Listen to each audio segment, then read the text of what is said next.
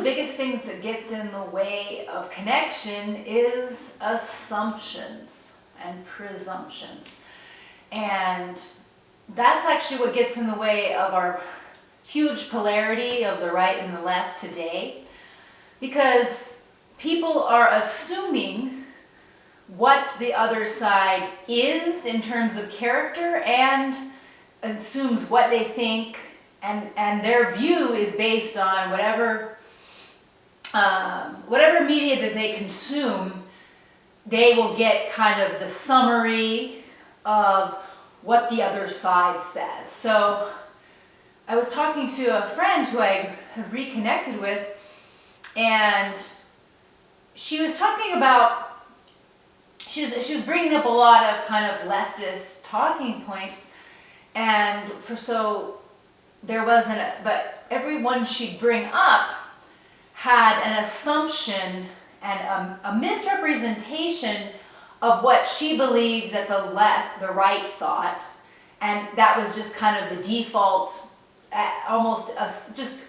she assumed that of course that is what they think, and of course it's dumb.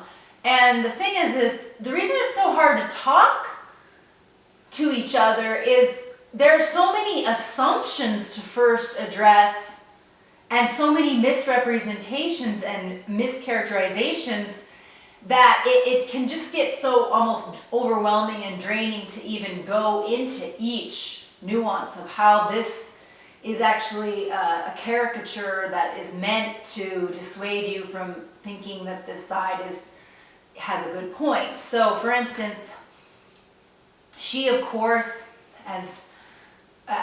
she was talking about, for instance, the kind of typical talking point with critical race theory that the left has is that critical race isn't actually taught in schools, that critical race theory is a far more complex theory that's mostly taught in college and is in academia.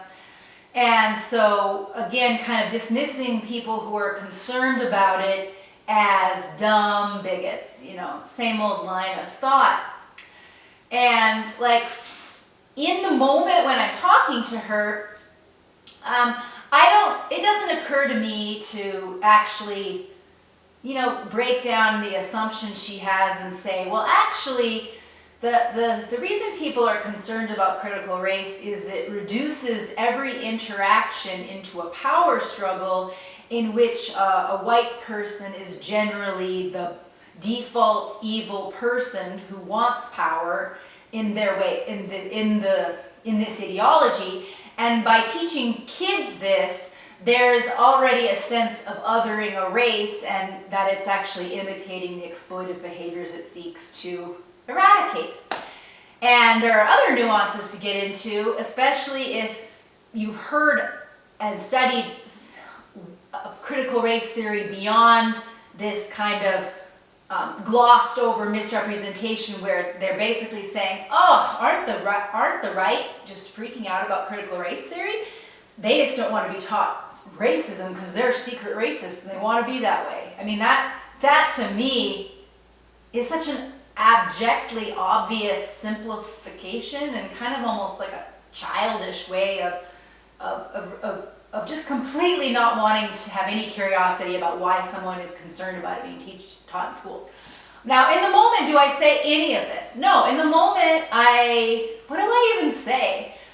I just kind of like let her talk, because I don't know, I don't want to be antagonistic and like kind of that person that pounces on a friend and says, well, actually this, like I don't want to be I don't want to be, I want to give you a space to vent, but at the same time, I don't know, there comes a point where you see why there's just continued, just complete lack of understanding, because we can't even talk, like people they can't even see each other or understand because they don't even try to see. There's just such a disconnect, and then at a certain point, to get into it all, you're going to be seen as kind of a crazy person because you're coming at it with, if you come at it with passion because you're kind of trying to figure out, hey, I'm trying to express this. Oh, so the thing is, so in these interactions, I notice I don't assert myself, I don't say anything, and I have a rationale that it's better for me to not address it. The closest I got to kind of expressing was I just said that there should be, kind of in terms of a catch-all thing with kind of big tech and the assumptions that people have with their power and growth. I said, well, there has to be a balance between being too naive and being too paranoid.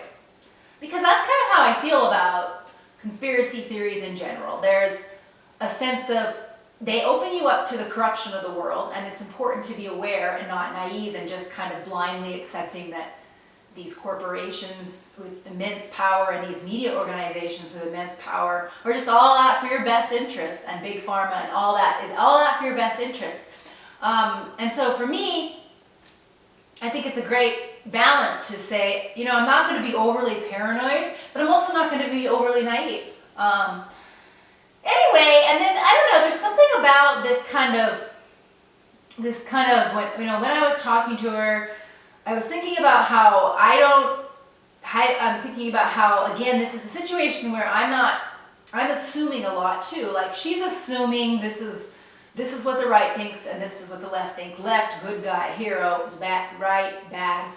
And with me, I'm somebody that has, was left-leaning and has drifted away because they've become so extreme, and to me, they're ideologically possessed. And so for me to get into all that, it just seems like a waste of time. But see, I'm not allowing myself to be seen so that she can even understand. So it's just, my part in it by hiding isn't any better. But that's the thing is, sometimes when you just feel a wall as though you're not really going to be heard or seen, you just think, why bother? Like, why ruin the conversation by getting into something? And then there's just a doubt of whether I'll be able to articulate all the nuances. Like, I don't know everything about critical race theory. Then again, neither do the people that are claiming that it's not taught in schools, when there's evidence that it is, and there's evidence of just the fact that people are worried about really getting people into this kind of antagonistic power struggle way of viewing the world. It's not about whether you're teaching race, it's about whether you're teaching race in a way that is inherently very combative and actually, again, like I said, it imitates the exploitive behaviors it seeks to eradicate. So, anyway, I was just thinking about that, and then there was another thing in the conversation. She kind of was going through the kind of general misrepresentations of what a liberal thinks a conservative's viewpoint is. So, and even that's, generalizing, because again, there's so much, not all of any liberal thinks this, not all of any conservative think this, but anyway, a liberal's idea of what a conservative thinks they always talk about how they imagine that conservatives believe there is a microchip in the vaccine. I don't know anybody that thinks that. The people that I see that are talking about vaccines are very concerned about the coercion tactics that were used, and they were concerned about the mandates. I don't see a big focus on there's a little bit of a focus on the vaccine because of the fact of how much it was pushed, which made people look into it more. And yes, there's a wide scope of doctors and scientists who dared question it, who would lose their reputation for questioning it. Okay, so that's what people were reacting to. I don't know anybody that's running around saying that there's a microchip in it. I mean, that's a pleasant, like, caricature villain, like, oh, what a dumb, evil person. That's the kind of typical way that instead of just being curious about and trying to understand a nuanced situation with many variables, it's like a way of villainizing something complex and then just thinking, wow, look at all those dumb people. I'm sorry, I didn't say any of this. Of course, do I say any of this? No, I make a video about it. Like, we can't talk to each other. Everybody just feels like they're not seen or heard, and so they just have to, like, smile, let their friend vent, pretend that they view the same, kind of almost reiterate and repeat and regurgitate the same kinds of sayings. But then, like, you come home and you make a YouTube video, and just in order to clear your own kind of built up inability to express yourself. And it's been a while since I thought about this, because I was kind of involved in this, the polarity and the fight, and then I got away from it. And it's been nice to be away. It's been nice to just focus on, okay, well, who do I want to be and what do I want in my life? And do I really want to spend my life talking and not really being heard or seen? And this is kind of an ongoing problem I have. So clearly, if I want to be heard and seen, I need to start on saying more, and not just on here, but I need to be saying in the moment. But it's hard for me because I view it as that I don't quite have it right and perfectly articulate so that my friend will understand, or I have an assumption that, you know, this is already case closed, like I'm not going to really be heard or felt here, because there's so much misrepresentation and assumption that, like, there's got to be a willingness to be wrong in that person, or a willingness, you know, for them to maybe consider that someone could have a different point of view and not be evil and dumb. It's a crazy thought, huh? Because I certainly think that she's smart. She has a different point of view. But I do think in her smartness, she also has assumptions about what another side or another person thinks. So that's actually the wall. It's such a wall. And anyway, so there's something about it where you think, well, I've reconnected with this person. It feels good, but it also doesn't feel good because there are certain things that we cannot talk about or that will never be seen, and so there's a part of me that has to hide an aspect of what I think, and it can't really be myself. So there's this kind of drain on it, and the drain is caused by my own assumption that I won't be seen, but it's also the fact that when people get really entrenched, they really do act, they have so many things like, oh, of course they're dumb and evil, of course you would agree, but of course if you don't, what's wrong with you? I mean, they say that directly.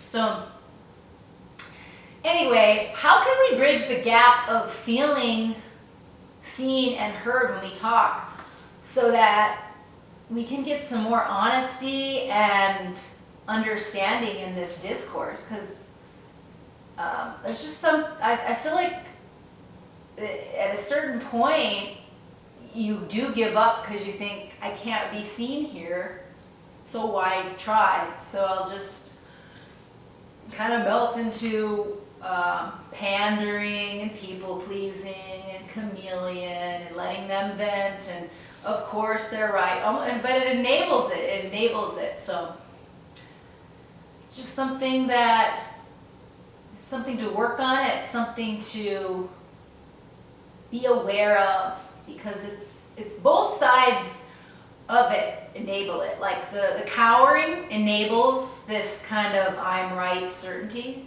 So both sides have these assumptions that really keep us from communicating and understanding.